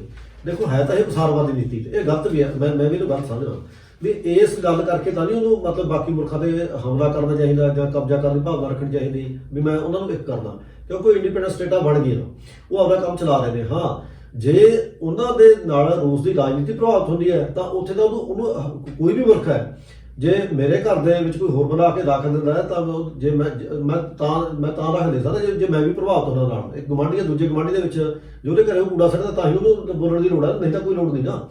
ਇਸ ਕਰਕੇ ਜੇ ਪ੍ਰਭਾਵਿਤ ਹੁੰਦਾ ਤਾਂ ਉਹਨੂੰ ਦਾਖਲ ਦੇਣ ਦੀ ਲੋੜ ਆ ਉਸੇ ਲੈਵਲ ਤੱਕ, ਉਸ ਦਾਖਲ ਨੂੰ ਮਤਲਬ ਉਸ ਦਾਖਲ ਨੂੰ ਖਤਮ ਕਰਨ ਵਾਸਤੇ। ਪਰ ਉਹਤੇ ਕਬਜ਼ਾ ਕਰਨਾ ਵੀ ਇਸ ਘਰ ਤੇ ਕਬਜ਼ੇ ਕਰਦੇ ਦੂਜਾ ਗੁਆਂਢੀ ਕਹੇ ਹੁਣ ਕਬਜ਼ਾ ਕਰਨਾ, ਇਹ ਭਾਵਨਾ ਗਲਤ ਹੈ। ਇਸੇ ਕਰਕੇ ਜੀ ਪਸਾਰਵਾਦੀ ਨੀਤੀ ਹੈ, ਚਾਹੇ ਅਮਰੀਕਾ ਦੀ ਹੈ ਰੂਸ ਦੀ ਹੈ, ਇਹ ਤਾਂ ਹੈਗੀ ਗਲਤ। ਪਰ ਜੇ ਜਦੋਂ ਪਤਾ ਵੀ ਕਿ ਧਾੜਵੀ ਮੁਲਕ ਹੈ, ਜਿਹੜਾ ਵਿਸ਼ਵ ਦਾ ਧਾੜਵੀ ਮੁਲਕ ਹੈ, ਉਹ ਦੂਜਿਆਂ ਨੂੰ ਮੂਹਰੇ ਬਣਾ ਕੇ ਇੱਕ ਦੂਜੀਆਂ ਤਾਕਤਾਂ ਨੂੰ, ਇੱਕ ਦੂਜੀ ਵੱਡੀ ਤਾਕਤ ਆਪਣੀ ਮੁਕਾਬਲੇ ਤਾਕਤ ਨੂੰ ਕਮਜ਼ੋਰ ਕਰਕੇ ਸਾਰੇ ਵਿਸ਼ਵ ਦਾ ਰਾਜਾ ਬਣਨਾ ਚਾਹੁੰਦਾ ਹੈ, ਤਾਂ ਉਹਦੇ ਖਿਲਾਫ ਤਾਂ ਝੰਡਾ ਚੱਕਣਾ ਹੀ ਪੈਣਾ, ਹੌਲੀ ਹੌਲੀ ਸਾਰਿਆਂ ਨੂੰ ਚੱਕਣਾ ਪੈਣਾ। ਕਿਉਂਕਿ ਇਸ ਗੱਲ 'ਚ ਕੋਈ ਰੌਲਾ ਨਹੀਂ। ਜਿਹੜਾ ਕੁਝ ਹੋ ਰਿਹਾ ਹੈ ਯੂਕਰੇਨ ਦੇ ਵਿੱਚ ਵੀ, ਜਿਵੇਂ ਪਹਿਲਾਂ ਵੀ ਆਪਾਂ ਗੱਲ ਕਰ ਚੁੱਕੇ ਹਾਂ ਵੀ ਅਮਰੀਕਾ ਆਪਦੇ ਇਹਨਾਂ ਛੋਟੇ ਸਾਰੇ ਮੁਲਕਾਂ ਦੇ ਜਿਹੜੇ ਕੁਦਰਤੀ ਸਰੋਤ ਨੇ ਉਹਨਾਂ ਨੂੰ ਲੁੱਟਣਾ ਚਾਹੁੰਦਾ ਹੈ। ਜਿਹੜਾ ਇੱਕ ਇਹਨਾਂ ਦਾ ਵੱਡਾ ਮੁਲਕ ਹੈ ਉਹਨੂੰ ਕਿਸੇ ਨਾ ਕਿਸੇ ਤਰ੍ਹਾਂ ਜੰਗ ਦੇ ਵਿੱਚ ਉਲਝਾ ਕੇ ਜਾਂ ਹੋਰ ਤਰੀਕਿਆਂ ਨਾਲ ਉਲਝਾ ਕੇ ਉਹਨੂੰ ਰਾਜਨੀਤਿਕ ਤੌਰ ਤੇ ਵੀ ਮਾਰਨਾ ਚਾਹੁੰਦਾ ਹੈ, ਤੇ ਉਹਦੇ ਆਰਥਿਕ ਸਰੋਤ ਜਿਹੜੀ ਉਹਦੀ ਆਰਥਿਕਤਾ ਨੂੰ ਵੀ ਅਨਸਟੇਬਲ ਕਰਨਾ ਚਾਹੁੰਦਾ ਹੈ ਵੀ ਉਹਨਾਂ ਵਿੱਚ ਸੰਬੰਧ ਹੋ ਜੇ। ਜਿਵੇਂ ਹੁਣ ਪਾਬੰਦੀ ਦੀ ਗੱਲ ਕਰ ਰਹੇ ਨੇ ਵੀ ਇਸ ਜਿੰਨੇ ਨਾਟੋ ਮੁਲਕ ਨੇ ਇਹ ਹੋਰ ਤਾਂ ਕੁਝ ਨਹੀਂ ਕਰ ਸਕਦੇ, ਅਸੀਂ ਪਾਬੰਦੀਆਂ ਲਾ ਦਾਂਗੇ ਜੀ ਰੂਸ ਤੇ, ਇਹਦਾ ਵਪਾਰ ਤਬਾਹ ਕਰ ਦਾਂਗੇ, ਕਿਸੇ ਨਾਲ ਵਪਾਰ ਨਹੀਂ ਕਰ ਸਕਦੇ। ਇਹ ਕੀ ਮਤਲਬ ਹੈ? ਇਹ ਮਤਲਬ ਇਹੀ ਹੈ ਨਾ ਵੀ ਉਹਦੀ ਆਰਥਿਕਤਾ ਤਬਾਹ ਕਰ ਦਾਂਗੇ ਅਸੀਂ, ਉਹਦਾ ਵਪਾਰ ਨਹੀਂ ਹੋਣ ਦੇਣਾ ਕਿਸੇ ਮੁਲਕ ਨਾਲ। ਇਹ ਸਾਰੀਆਂ ਗੱਲਾਂ ਜਿਹੜੀਆਂ ਅਮਰੀਕਾ ਵਾਲੀਆਂ ਨੇ ਇਹ ਇੱਕ ਬਹੁਤ ਜ਼ਿਆਦਾ ਮਾੜੀਆਂ ਗੱਲਾਂ ਨੇ, ਤੇ ਇੱਕ ਦੁਨੀਆ ਦੇ ਜਿਹੜੇ ਛੋਟੀਆਂ ਕੌਮੀਅਤਾਂ ਨੇ ਉਹਨਾਂ ਦੇ ਖਿਲਾਫ ਇੱਕ ਬਹੁਤ ਵੱਡਾ ਇਹ ਵੀ ਇੱਕ ਵੱਡਾ ਜੰਗ ਹੈ। ਇਹ ਜੇ ਜ਼ਰੂਰੀ ਲੜਾਈ ਹੈਲੀਕਾਪਟਰ ਨਾਲ ਹੋਵੇ, ਜਹਾਜ਼ਾਂ ਨਾਲ ਹੋਵੇ ਜਾਂ ਤੋਪਾਂ ਨਾਲ ਹੋਵੇ, ਪਰ ਜਿਹੜੀ ਇਸ ਤੇ ਆਰਥਿਕ ਗੁਲਾਮੀ ਵੱਲ ਧੱਕਣ ਦੀ ਕੌਮੀਅਤਾਂ ਨੂੰ ਜਿਹੜੀ ਲੜਾਈ ਹੈ ਇਹ ਉਸ ਤੋਂ ਵੀ ਮਾੜੀ ਲੜਾਈ ਹੈ ਜਿਹੜੀ ਅਮਰੀਕਾ ਲੜ ਰਿਹਾ ਹੈ। ਇਕੱਲੇ ਇੱਥੇ ਨਹੀਂ ਲੜ ਰਿਹਾ, ਬਹੁਤ ਮੁਲਕਾਂ 'ਚ ਲੜ ਰਿਹਾ। ਸੁਡਾਨ ਹੋਇਆ, ਹੋਰ ਛੋਟੇ ਕਿੰਨੇ ਮੁਲਕ ਨੇ, ਇਹ ਕਿਤੇ ਨਾਟੋ ਫੌਜਾਂ ਭੇਜ ਕੇ ਕਰਦਾ ਹੈ ਤੇ ਕਿਤੇ ਈਵਨ ਜਿਹੜੇ ਸੰਯੁਕਤ ਰਾਸ਼ਟਰ ਫੌਜਾਂ ਨੇ ਅਮਨ ਫੌਜਾਂ ਕਹਿ ਕੇ ਉੱਥੇ ਵੀ ਇਸ ਕਿਸਮ ਦਾ ਕੰਮ ਕਰ ਰਹੇ, ਕਿਉਂਕਿ ਲੋਕ ਡਰਦੇ ਨੇ ਅਮਰੀਕਾ ਤੋਂ। ਅਮਰੀਕਾ ਵੱਡੀ ਤਾਕਤ ਹੈ, ਜਿਹੜੇ ਛੋਟੇ ਮੁਲਕ ਵਿਚਾਰੇ ਬੋਲਦੇ ਨਹੀਂ ਹਨ, ਉਹ ਚੁੱਪ ਕਰੇ, ਇਹਦਾ ਜਬਰ ਸਹੀ ਜਾਂਦੇ ਨੇ। ਤੇ ਅਮਰੀਕਾ ਨੂੰ ਹੈ ਵੀ ਜੇ ਮੈਨੂੰ ਕੋਈ ਡਰਾਉਣ ਵਾਲਾ ਬੰਦਾ ਤਾਂ ਆਪਾਂ ਉਹਨੂੰ ਕਮਜ਼ੋਰ ਕਰੀਏ। ਡਰਾਉਣ ਵਾਲਾ ਬੰਦਾ ਰੂਸ ਤੇ ਚੀਨ ਨੇ। ਚੀਨ ਨਾਲ ਉਹਦੀ ਕਿਤੇ ਦੂਰ ਨੇੜੇ ਗੱਲ ਬਣਦੀ ਨਹੀਂ, ਦੂਰ ਹੈ ਕੰਮ, ਕਿਤੇ ਸਰਹੱਦ ਨਹੀਂ ਲੱਗਦੀ, ਕਿਤੇ ਉਹ ਨਹੀਂ ਕਰ ਸਕਦਾ। ਉਹਦੇ ਨੇੜਲੇ ਮੁਲਕ ਨੂੰ ਵੀ ਇਹ ਪ੍ਰਭਾਵਿਤ ਨਹੀਂ ਕਰ ਸਕਦਾ। ਪਾਕਿਸਤਾਨ ਨੂੰ ਕਰਦਾ ਰਹਿੰਦਾ ਥੋੜ੍ਹਾ ਬਹੁਤਾ, ਸਾਡੇ ਮੁਲਕ ਨੂੰ ਕਰਦਾ ਰਹਿੰਦਾ, ਪਰ ਇਹ ਮੁਲਕ ਆਪ ਵੀ ਵਿਚਾਰੇ ਉਹਨੇ ਜੋਗੇ ਹੈ ਨਹੀਂ। ਤੇ ਪਰ ਜਿੱਥੇ ਕਿ ਉਹਨੂੰ ਲੱਗਦਾ ਵੀ ਇੱਥੇ ਕਰਕੇ ਜਿਵੇਂ ਯੂਕਰੇਨ ਦਾ ਉਹਦਾ ਬੜਾ ਜੋਗਰਾਫੀਕਲੀ ਬੜਾ ਫਿੱਟ ਬੈਠਦਾ ਅਮਰੀਕਾ ਨੂੰ। ਇਸ ਵੇਲੇ ਜੇ ਅਸੀਂ ਸਥਿਤੀ ਨੂੰ ਦੇਖੀਏ ਤੇ ਅਮਰੀਕਾ ਰੂਸ ਦੀ ਰਾਜਧਾਨੀ ਤੋਂ ਕੋਈ 1600 ਕਿਲੋਮੀਟਰ ਦੂਰ ਹੈ, 1600 ਜਾਂ 1650 ਕਿਲੋਮੀਟਰ, ਜਿੱਥੋਂ ਉਹ ਕਿਸੇ ਤਰ੍ਹਾਂ ਦੀ ਵੀ ਮਾਰ ਕਰ ਸਕਦਾ। ਪਰ ਜੇ ਉਹ ਯੂਕਰੇਨ ਤੱਕ ਆ ਜਾਂਦਾ ਹੈ ਤਾਂ ਇਹ ਸਾਰਾ 600 ਜਾਂ 650 ਕਿਲੋਮੀਟਰ ਡਿਸਟੈਂਸ ਹੋ ਜਾਂਦਾ ਹੈ, ਰਾਜਧਾਨੀ ਦਾ ਹੋ ਜਾਂਦਾ ਹੈ। ਤੇ ਕਿਸੇ ਵੀ ਦੇਸ਼ ਨੂੰ ਕਿਸੇ ਤਰ੍ਹਾਂ ਦਾ ਵੀ ਖਤਰਾ ਪਹੁੰਚਾਉਣ ਵਾਸਤੇ ਉਹਦੀ ਰਾਜਧਾਨੀ ਦਾ ਹੀ ਜਿਹੜਾ ਟਾਰਗੇਟ ਹੈ ਉਹ ਮਿੱਥਿਆ ਜਾਂਦਾ ਹੈ। ਤੇ ਇਹ ਡਾਕਟਰ ਸਾਹਿਬ ਨੇ ਬੜੀ ਪਤੇ ਦੀ ਗੱਲ ਕੀਤੀ ਹੈ ਕਿ ਉਹ ਅਮਰੀਕਾ ਇੱਕ ਆਪਣੇ ਆਪ ਨੂੰ ਸੁਪਰ ਪਾਵਰ ਸਥਾਪਿਤ ਕਰਨ ਵਾਸਤੇ ਰਸ਼ੀਆ ਦੇ ਨੇੜੇ ਤੋਂ ਨੇੜੇ, ਉਹਦੀ ਰਾਜਧਾਨੀ ਦੇ ਨਜ਼ਦੀਕ ਤੋਂ ਨਜ਼ਦੀਕ ਆਣਾ ਬੜੀ ਦੇਰ ਤੋਂ ਲੋਚਦਾ ਹੈ। ਤੇ ਇਹ ਉਹਦਾ ਜਿਹੜਾ ਸੁਪਨਾ ਸੀ ਹੁਣ ਉਹਦਾ ਪੂਰਾ ਹੁੰਦਾ ਨਜ਼ਰ ਆਉਂਦਾ ਸੀਗਾ, ਜਿਹਦੇ ਕਰਕੇ ਰਸ਼ੀਆ ਨੇ ਇਹ ਚੀਜ਼ ਭਾਂਪ ਕੇ ਤੇ ਯੂਕਰੇਨ ਨੂੰ ਸਬਕ ਸਿਖਾਉਣ ਵਾਸਤੇ ਯੂਕਰੇਨ ਦੇ ਉੱਤੇ ਹਮਲਾ ਕੀਤਾ। ਤੁਸੀਂ ਡਾਕਟਰ ਸਰਜੀਤ ਜੀ ਕੁਝ ਕਹਿਣਾ ਚਾਹੁੰਦੇ ਸੀਗੇ? ਨਹੀਂ, ਮੈਂ ਤਾਂ ਇਹੀ ਕਹਿਣਾ ਚਾਹੁੰਦਾ ਸੀ ਬਈ ਇਹਨੇ ਅਮਰੀਕਾ ਨੇ ਇਹ ਸੋਵੀਅਤ ਸੰਘ ਡਿੱਗਣ ਤੋਂ ਬਾਅਦ ਜੋ ਇਰਾਕ 'ਚ ਕੀਤਾ, ਅਫਗਾਨਿਸਤਾਨ 'ਚ ਕੀਤਾ, ਸੀਰੀਆ 'ਚ ਕੀਤਾ, ਬਾਕੀ ਹੋਰ ਥਾਵਾਂ 'ਤੇ ਕੀਤਾ, ਅਰਬ ਮੁਲਕਾਂ 'ਚ ਵੀ ਕੀਤਾ ਜੀ, ਅਰਬਨ ਸਾਰਿਆਂ 'ਚ ਕੀਤਾ। ਉਹ ਹੁਣ ਕਰਨ ਤੋਂ ਬਾਅਦ ਉੱਥੇ ਕੋਈ ਇਹਨੂੰ ਵੱਡੀ ਮੁਸ਼ਕਲ ਸਾਹਮਣੇ ਵੱਡੀ ਮੁਸ਼ਕਲ ਨਹੀਂ ਸਾਹਮਣੇ ਆਈ। ਜਦ ਕਿ ਆਪਣੇ ਅਫਗਾਨਿਸਤਾਨ 'ਚ ਚਲੋ ਇਹ ਆਪਣੇ ਹਥਿਆਰ ਛੱਡ ਗਿਆ, ਐਵੇਂ ਵਾਪਸ ਨਿਕਲ ਗਏ।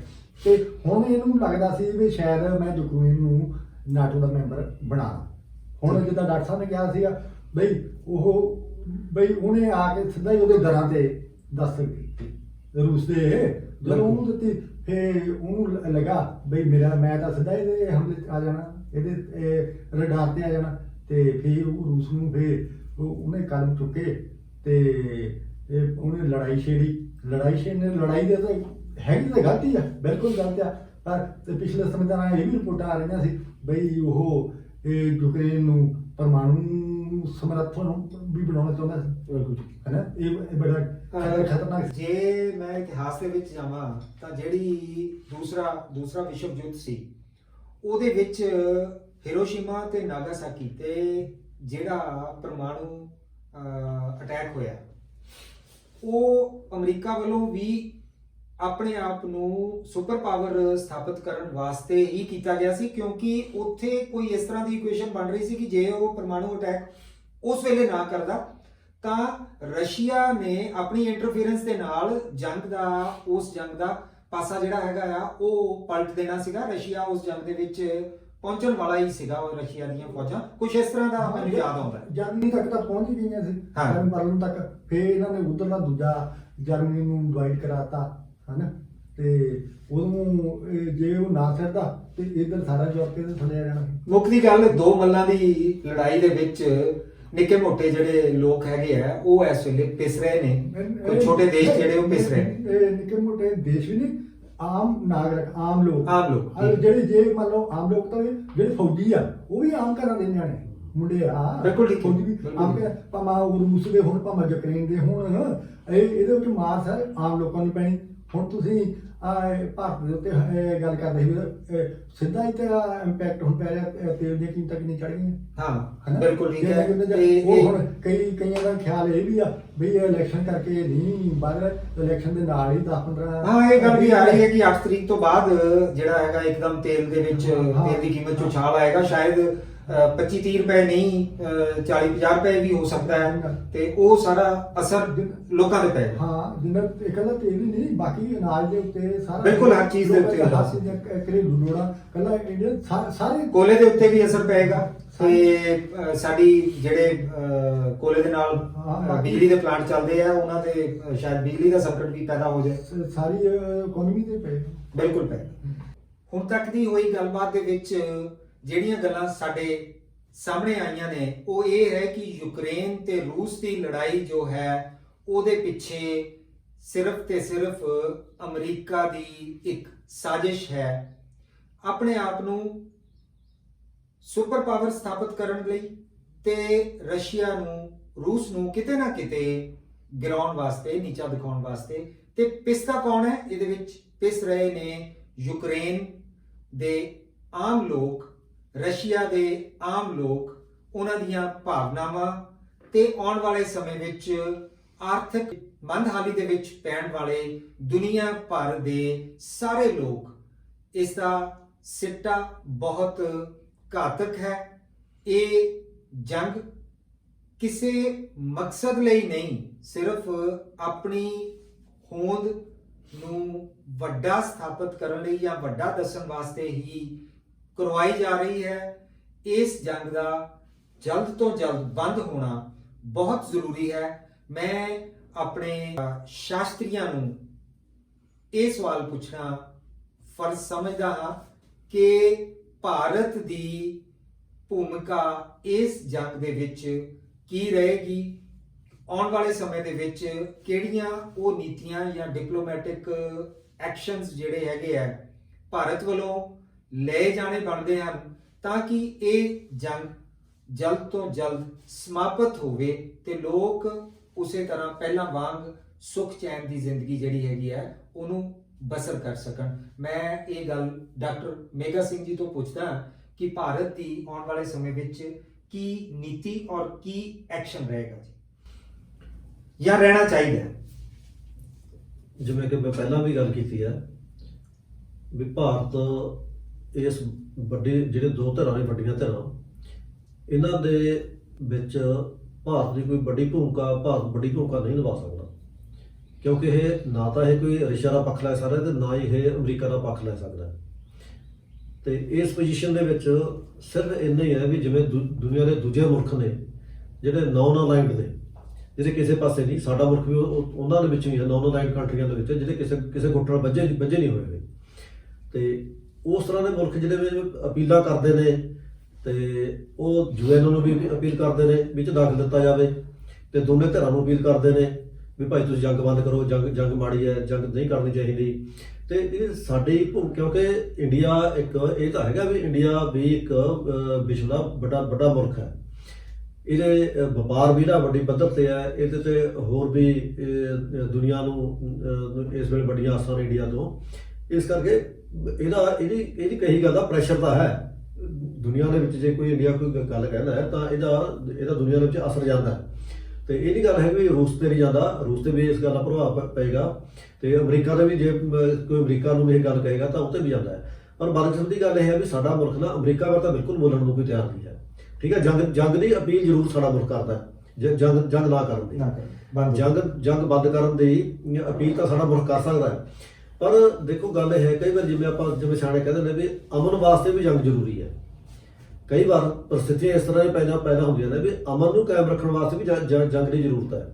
ਇਹ ਹੁਣ ਪੋਜੀਸ਼ਨਾਂ ਇਸ ਕਿਸਮ ਦੀਆਂ ਨੇ ਵੀ ਜੇ ਸਾਡਾ ਮੁਲਕ ਅਮਰੀਕਾ ਤੋਂ ਕੁਝ ਕਹਿ ਨਹੀਂ ਸਕਦਾ, ਤੇ ਜੇ ਅਸੀਂ ਅਮਰੀਕਾ ਦੀ ਪਸਾਰਵਾਦੀ ਨੀਤੀ ਨੂੰ ਜਾਂ ਅਮਰੀਕਾ ਦੀ ਦਾਬਾ ਨੀਤੀ ਨੂੰ ਨਹੀਂ ਅਸੀਂ ਵਿਗਾਰਾਂਗੇ, ਉਹਨੂੰ ਨਹੀਂ ਕਹਾਂਗੇ ਵੀ ਭਾਈ ਤੂੰ ਇਹ ਗਲਤ ਕੰਮ ਕਰਦਾ, ਇਹ ਦੂਜੇ ਮੁਲਕਾਂ ਦੇ ਵਿੱਚ ਦਾਖਲ ਦੇ ਰਿਹਾ ਹੈ, ਤਾਂ ਫਿਰ ਇਕੱਲੀ ਸਾਡੇ ਰਸ਼ੀਆ ਨੂੰ ਕੋਈ ਗੱਲ ਕਹਿਣ ਦੀ ਜਿਹੜੀ ਅਪੀਲ ਹੈ ਨਾ, ਉਹ ਵੀ ਉਹਦਾ ਕੋਈ ਅਸਰ ਨਹੀਂ ਹੈਗਾ। ਠੀਕ ਹੈ, ਸਾਨੂੰ ਰਸ਼ੀਆ ਤਾਂ ਕਹਿੰਦੇ ਇਕੱਲੇ ਅਸੀਂ ਨਹੀਂ ਕਹਿ ਰਹੇ, ਸਾਰੇ ਦੁਨੀਆ ਦੇ ਮੁਲਕ ਹੀ ਕਹਿ ਰਹੇ ਨੇ ਵੀ ਰਸ਼ੀਆ ਨੂੰ ਭਾਈ ਜੰਗ ਬੰਦ ਕਰੋ। ਆਪਦਾ ਗੱਲਬਾਤ ਦੇ ਨਾਲ ਈਵਨ ਚੀਨ ਨੇ ਵੀ ਕਿਹਾ ਵੀ ਦੋਨਾਂ ਮੁਲਕਾਂ ਨੂੰ ਆਪਦੇ ਵਿੱਚ ਗੱਲਬਾਤ ਕਰਕੇ ਮਾਮਲਾ ਨਿਬੇੜਨਾ ਚਾਹੀਦਾ ਹੈ। ਪਰ ਦੇਖੋ ਇਹ ਇਕੱਲੀਆਂ ਗੱਲ ਕਹਿਣ ਨਾਲ ਤਾਂ ਕੋਈ ਗੱਲ ਨਹੀਂ ਹੋਣਾ।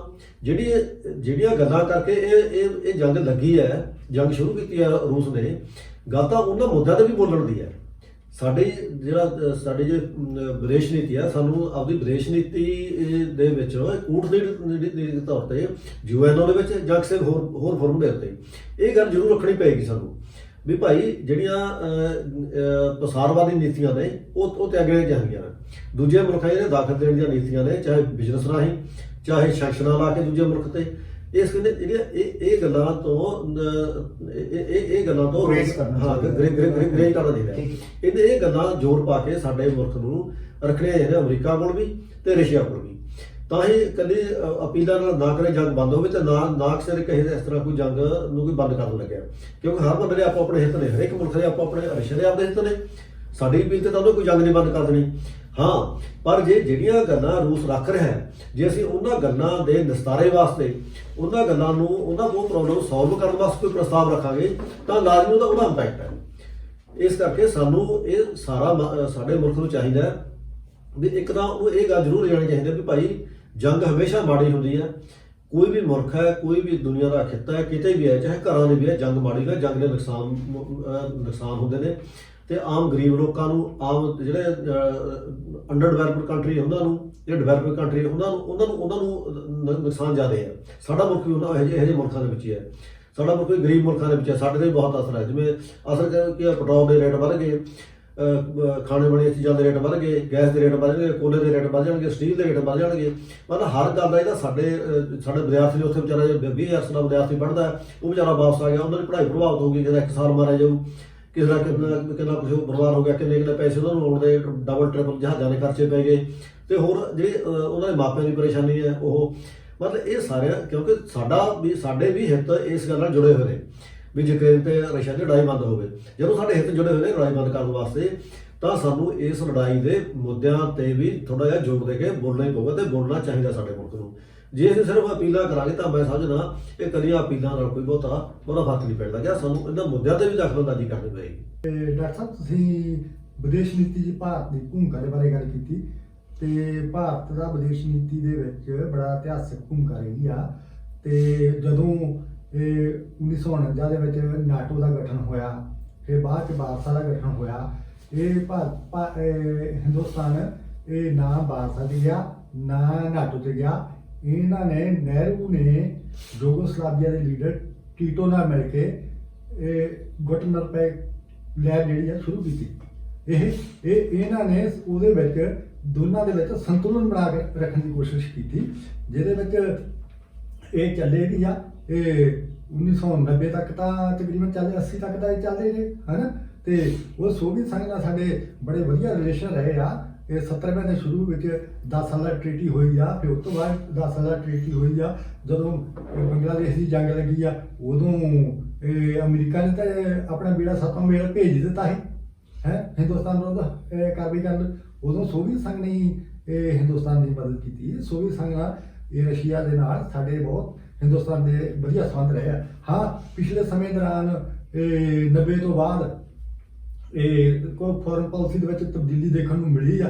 ਤੇ ਜਿੱਦਾਂ ਇਰਾਕ ਯੁੱਧ ਦੌਰਾਨ ਹਨਾ, ਇਰਾਕ ਯੁੱਧ ਦੇ ਦੌਰਾਨ ਇਹ ਹਿੰਦੁਸਤਾਨ ਦੀ ਸਰਕਾਰ ਨੇ ਇੱਥੋਂ ਹਵਾਈ ਜਹਾਜ਼ ਚੜ੍ਹਨ, ਆਪਣੇ ਅਮਰੀਕਨ ਹਵਾਈ ਜਹਾਜ਼ਾਂ ਨੂੰ ਚੜ੍ਹਨ ਦੀ ਆਗਿਆ ਦਿੱਤੀ। ਉਹਨਾਂ ਦੇ ਫਿਊਲਿੰਗ ਦਾ ਸਹੂਲਤ ਪ੍ਰੋਵਾਈਡ ਕਰਾਈ। ਤੇ ਬਾਕੀ ਸਾਰੇ ਉੱਥੇ ਥੋੜਾ ਜਿਹਾ ਹਿਲਿਆ। ਉਸ ਤੋਂ ਬਾਅਦ ਇਹ ਹਿੰਦੁਸਤਾਨ ਦੀ ਜਿਹੜੀ ਆ ਫੋਰਨ ਪਾਲਿਸੀ ਅਮਰੀਕਾ ਵੱਲ ਨੂੰ ਝੁਕਾਅ ਹੋਇਆ। ਪਰ ਆ ਜਿਹੜਾ ਯੂਕਰੇਨ ਦੇ ਮਾਮਲੇ ਦੇ ਵਿੱਚ ਹਾਲੇ ਤੱਕ, ਅੱਜ ਦੀ ਤਰੀਕ ਤੱਕ ਇੰਡੀਆ ਦਾ ਸਟੈਂਡ ਬਹੁਤ ਵਧੀਆ ਰਿਹਾ। ਅੱਜ ਵੀ UNO ਦੇ ਵਿੱਚ VOTING ਹੋਈ ਆ ਤੇ ਬਾਕੀ ਦੇਸ਼ਾਂ ਨੇ ਉਹਦਾ ਨਿੰਦਾ ਪ੍ਰਸਤਾਵ ਜਿਹੜਾ ਪੇਸ਼ ਕੀਤਾ ਸੀ ਤੇ ਰਸ਼ੀਆ ਦਾ, ਉਹਨਾਂ ਕਈ ਦੇਸ਼ਾਂ ਨੇ ਉਹਦੇ ਨਿੰਦਾ ਪ੍ਰਸਤਾਵ ਦੇ ਹੱਕ 'ਚ VOTING ਕੀਤੀ ਆ। ਇਹ ਤਿੰਨਾਂ ਦੇਸ਼ਾਂ ਨੇ ਹਾਲੇ ਤੱਕ ਇੰਡੀਆ ਜਿਹੜਾ ਆਪਣੀ ਵਧੀਆ ਭੂਮਿਕਾ ਨਿਭਾ ਰਿਹਾ। ਇਹ ਸੋਵੀਅਤ ਸੰਘ ਨਾਲ, ਰੂਸ ਦੇ ਨਾਲ ਜਿਨ੍ਹਾਂ ਦੇ ਸੰਬੰਧ ਰਹੇ ਆ, ਉਹ ਬੜੇ ਗੂੜ੍ਹੇ ਸੰਬੰਧ ਰਹੇ ਆ। ਜੇ ਹਿੰਦੁਸਤਾਨ ਗੱਲ ਕਰਦਾ ਇਹ ਰੂਸ ਦੇ ਨਾਲ, ਉਹਦਾ ਅਸਰ ਨਹੀਂ ਹੁੰਦਾ। ਇਹਦੇ ਵਿੱਚ ਇੱਕ ਹੋਰ ਸਵਾਲ ਉੱਪਰ ਕੇ ਸਾਹਮਣੇ ਆਉਂਦਾ ਹੈ ਡਾਕਟਰ ਸਰਬਜੀਤ ਜੀ, ਕਿ ਕੀ UNO ਦੀ ਜੋ ਭੂਮਿਕਾ ਵਿਸ਼ਵ ਵਿਆਪੀ ਹੈ, ਕੀ ਉਹ ਅੱਜ ਵੀ ਓਨੀ ਸਾਰਥਕ ਹੈ? ਉਹ UNO ਦੀ ਸਾਰਥਕਤਾ ਹੈ ਹੀ ਹੈ ਆ, ਹਨਾ। ਪਰ ਮਤਲਬ ਇਹ ਉਹਦੇ ਵਿੱਚ ਜਿਹੜਾ ਇਹ ਪ੍ਰਭਾਵ ਜਿਹੜਾ ਆ ਉਹ ਅਮਰੀਕਾ ਜਿਹੜਾ ਜਾਂ ਨਾਟੋ ਦੇ ਦੇਸ਼ਾਂ ਦਾ ਉਹ ਜ਼ਿਆਦਾ ਦਿਸਦਾ ਹਨਾ। ਤੇ ਉਸ ਕਰਕੇ ਤੇ ਫਿਰ ਉਹ ਹੁਣ UNO ਕਹਿ ਹੀ ਨਹੀਂ ਸਕਿਆ ਇਹਨਾਂ ਨੂੰ, ਅਮਰੀਕਾ ਨੂੰ, ਤੁਸੀਂ ਆਪਣਾ ਪ੍ਰਸਾਰ ਨਾ ਕਰੋ ਨਾਟੋ। ਮੈਂ ਇਸੇ ਗੱਲ ਨੂੰ ਉਹਦੇ ਵਿੱਚ ਦਖਲ ਦੇਣਾ ਚਾਹੀਦਾ ਸੀ।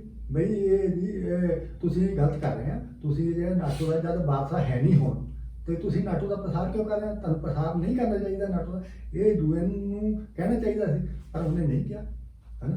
ਇਹ ਯੂਰਪ ਇੰਨਾ ਨਿਆਣਾ ਨਹੀਂ ਹੋਣਾ ਚਾਹੀਦਾ ਮੇਰੇ ਹਿਸਾਬ ਨਾਲ। ਬਈ ਸਾਨੂੰ ਇਹ ਯੂਰਪ ਵਾਲਿਆਂ ਨੂੰ ਸਾਰਾ ਜਿਹੜਾ ਇਹ ਇਲਾਕਾ ਆ ਹਿੰਦੁਸਤਾਨ ਦਾ, ਇਹਨੂੰ ਆਪਸ ਵਿੱਚ ਫਸਾ ਲਿਆ।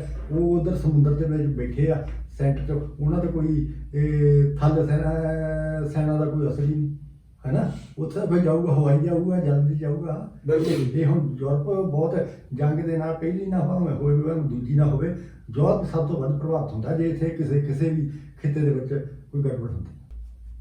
ਭਾਰਤ ਇੱਕ ਸ਼ਾਂਤੀ ਦਾ ਸੁਨੇਹਾ ਦੇਣ ਵਾਲਾ ਮੁਲਕ ਹੈ ਤੇ ਹਮੇਸ਼ਾ ਹੀ ਵਿਸ਼ਵ ਵਿਆਪੀ ਸ਼ਾਂਤੀ ਲਈ ਕੋਸ਼ਿਸ਼ ਕਰਦਾ ਰਿਹਾ ਹੈ। ਤੇ ਅੱਜ ਇੱਕ ਮੌਕਾ ਹੈ ਜਦੋਂ ਭਾਰਤ ਨੂੰ ਮੁੜ ਕੇ ਆਪਣੀ ਉਹੀ ਹੋਂਦ, ਉਹੀ ਪ੍ਰਭਾਵ ਵਿਸ਼ਵ ਦੇ ਵਿੱਚ ਮੁੜ ਫੈਲਾਉਣਾ ਪਏਗਾ।